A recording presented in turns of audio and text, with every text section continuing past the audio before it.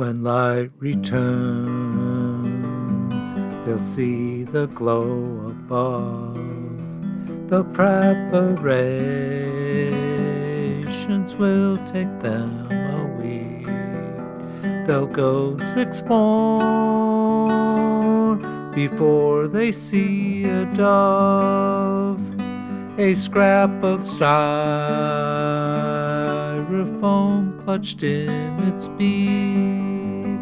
The poultry I imagine will taste good if they can use their fishnets in the air, and land-grown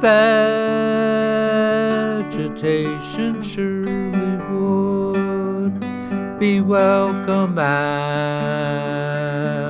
years of seaweed fare.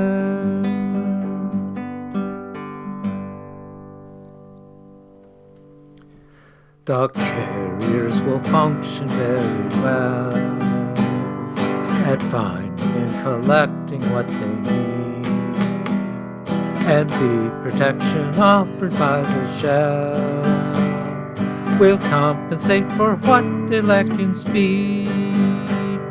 Once they have settled on a place to stay, the carriers with even numbering will go on autopilot for a day, that they may watch the odd ones do their thing by imitating 7, 5, and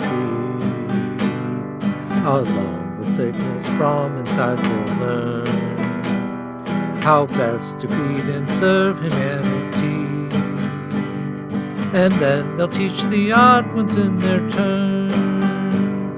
They'll teach each other how to plow the land, to hunt and gather what they cannot grow, and to construct things they don't understand for purposes that they don't need to know.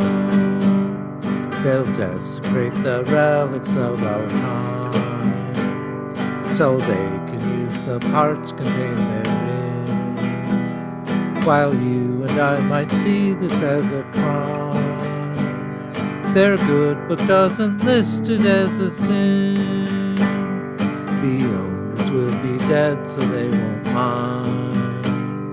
No legatees will try to claim the stuff. It's been left for the carriers to find. You think there's something wrong with that? We'll talk. Applying standards of our time and place to situations not so here and now is rightful only if it be the case that gods in all states the same laws endow. The humans who will touch day one stark fist will have no use for things like history. Their struggle to continue to exist will outweigh all concern for nicety. But what of the insiders? Were they not selected for their cultural views? Aren't they our moral proxy in this spot? But they perform as we might not excuse.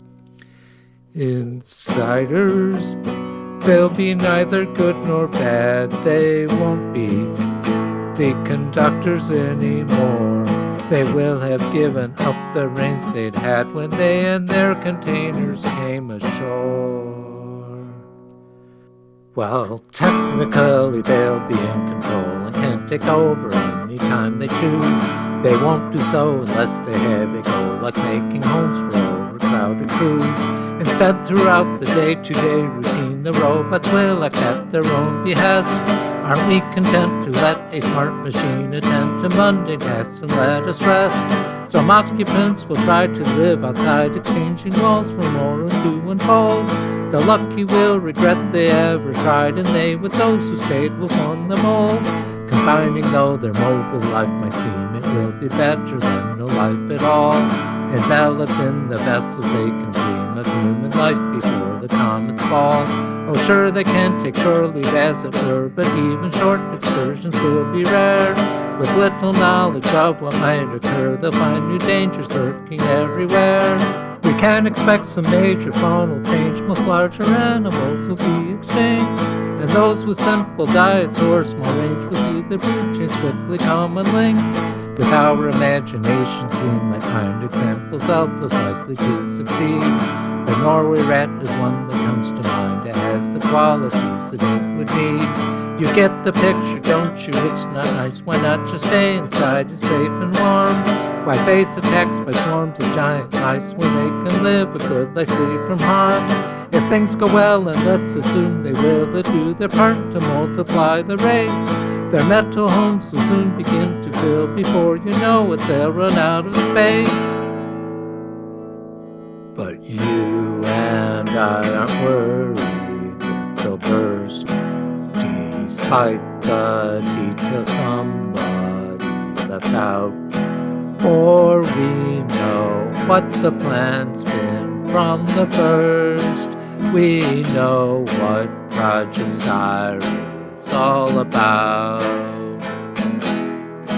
If you and I could live to see the day that these tin cans live knowing nothing new, if you and I could be there, we would say, I know why they are doing what they do.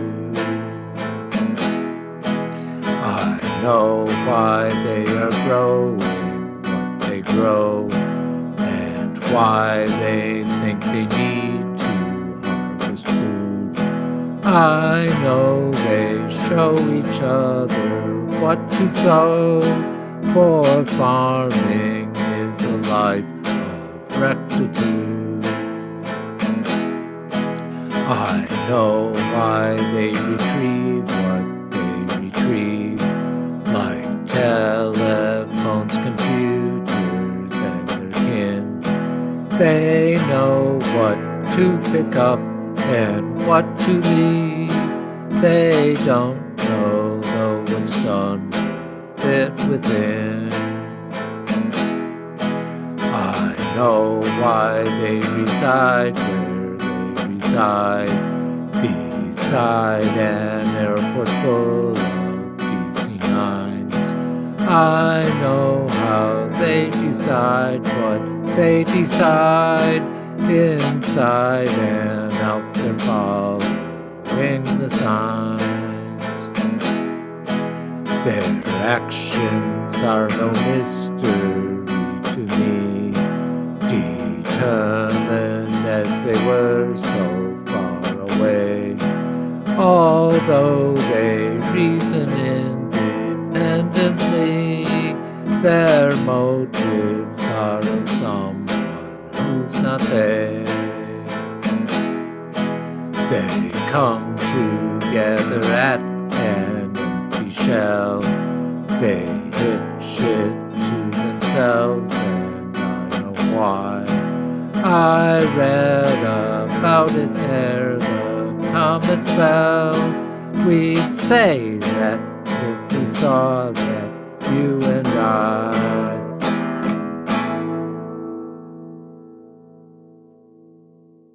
But if this ever happens, we'll be dead. If not, then we won't have it to discuss. It takes place either only in my head or with a witness otherwise than us.